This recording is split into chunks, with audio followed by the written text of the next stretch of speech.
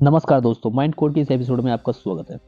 तो वीडियो को पूरा देखें। वीडियो पूरा देखने के साथ-साथ मैं आपको बताना चाहता हूँ कि हम लास्ट में कुछ बोनस पॉइंट देते हैं जो आपके दिमाग की नसों को खोल देंगे और आपको लाइफ को इम्प्रूव और अच्छा बनाने के लिए बहुत ही बेहतर आइडियाज़ होते हैं वो, और हिंट्स भी मिलती है लाइफ को एक बेहतर बनाने के लिए और मस्त तरीके से जीने के लिए।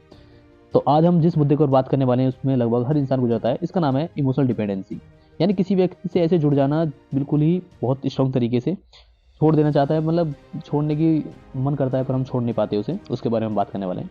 जैसे कि कई बार हम जानते हैं कि सामने वाला हमें चोट पहुंचा रहा है, फिर भी हम उसके लिए बहुत ज़्यादा परेशान रहते हैं। वो चोट पहुंचाया जा रहा है, वो पहुंचाया जा रहा है, फिर भी हम उसके लिए परेशान है, बहुत ज़्यादा परेशान है। तो सवाल ये है कि मतलब हम गलत लोगों के साथ भी इतना गहरा लगाव क्यों लगा लेते हैं, बहुत ज़्यादा गहरा लगाव। जैसे कि मान सकते हो कि उससे बात करना या इस तरीके से।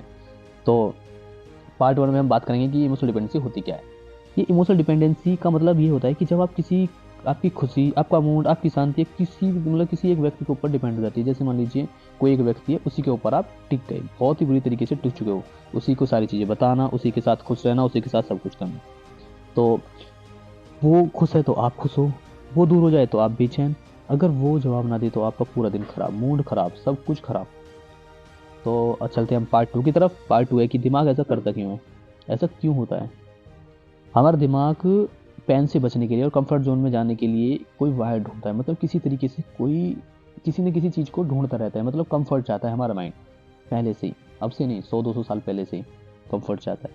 तो जब इंसान हमें थोड़ा सा भी प्यार देता है, जैसे मान लीजिए किसी भी तरीके का प्यार हो सकता है, कुछ बातें, कुछ किसी की कुछ चीज़ें देना, तो हमारा जो उसकी की जो फीलिंग है वो रिवॉर्ड की तरह स्टोर होने लगती है।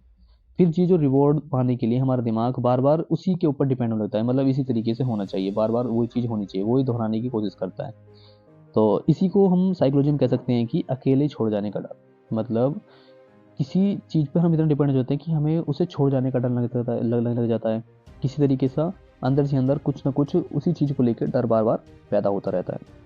अब चलते हैं पार्ट थ्री की तरफ कि कौन से साइन है कि आप इस इमोशनल डिपेंडेंसी में फंस चुके हैं कि नहीं फंसे हैं। तो पहला, आप लगातार उसको मैसेज या कॉल का इंतजार करते रहते हैं।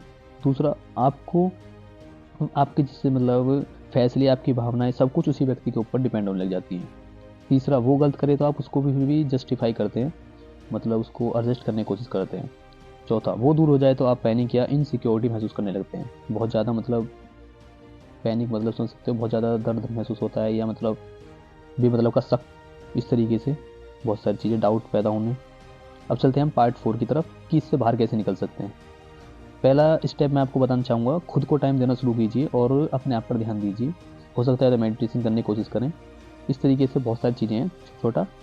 तो अब चलते हैं दूसरे स्टेप की तरफ। तो आपकी जितनी भी भावनाएँ हैं वो ज़रूरत से ज़्यादा किसी एक व्यक्ति तक मतलब सीमित मत रखिए, मतलब लिमिटेड मत रखिए कि हाँ बस इसी को ही बताना है, किसी अपनी सारी बातें, मतलब कुछ भी चीज़ें, अपनी इमोशंस या सब चीज़ें उसी के ऊपर मत टिकिए, मतलब उसी के ऊपर मत ना, उसके ऊपर डिपेंड मत होइए ज़्यादा। अपना जितना भी सोशल सर्किल है उसको थोड़ा बड़ा कीजिए, थोड़ा बहुत बड़ा कीजिए, ज़्यादा भी बड़ा नहीं, मतलब थोड़ा, जिससे कि आप एक के ऊपर डिपेंड ना रहे, इस तरीके से। अब स्टेप थ्री, खुद के मतलब छोटे छोटे गोल बनाइए, हैबिट बनाइए और रूटीन को मजबूत बनाइए। जैसे कि छोटे छोटे गेम्स भी खेल सकते हो या फिर बुक्स पढ़ना, ये इस तरीके से कुछ भी, मतलब बहुत सारे काम होते हैं, मतलब एक नहीं है, बहुत सारे काम है। अब तो बहुत ज़्यादा काम ऐसे मिल ही जाते हैं। और अपने आप को जितने भी वीक एरियाज है, मतलब आप जहाँ पर आपको महसूस होता है कि हाँ मैं यहाँ से वीक हूँ, तो उस वीकनेस को ही ख़त्म कीजिए। मतलब आपको लगता है कि मैं यहाँ की ये चीज़ें मुझे कमज़ोर बनाती हैं, मेरी लाइफ को बहुत ज़्यादा कमज़ोर बनानी है, मैं यहाँ से उठ नहीं पाता हूँ मैं, तो इस तरीके से उन चीज़ों को ख़त्म कीजिए।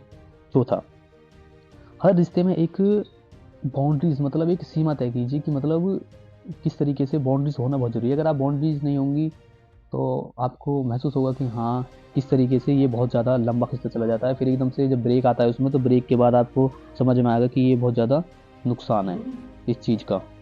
इस तरीके से उस चीज़ पर ज़्यादा फोकस कीजिए कि हाँ, कि मुझे उसमें बाउंड्रीज़ पैदा करनी है। बाउंड्रीज़ से ही मतलब रिश्ते थोड़े, मतलब आप अपने आप को भी होश में रख सकते हो उससे। और मैं आपको एक न्यू वीडियो बनाऊंगा कि स्पेस क्यों ज़रूरी है, मतलब हमारे रिलेशंस में स्पेस क्यों ज़रूरी है, स्पेस अच्छा होता है, इस तरीके से एक वीडियो बनाऊंगा मैं स्पेशल इसके लिए, उसे भी ज़रूर देखना। अब आते हैं हम अपने बोनस पॉइंट के ऊपर। तो बोनस पॉइंट ये है, याद रखिए कि मतलब जितने भी बोनस पॉइंट बताता हूँ, ये बोनस पॉइंट आपको दिमाग को हिला देने वाले होते हैं, और आप वीडियो को लाइक और चैनल को सब्सक्राइब जरूर कर दें।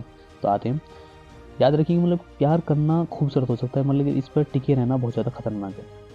समझ रहे हो आप? मतलब किसी से प्यार करना खूबसूरत है, मतलब इसके ऊपर ही टिके रहना ये बहुत ज़्यादा खतरनाक है।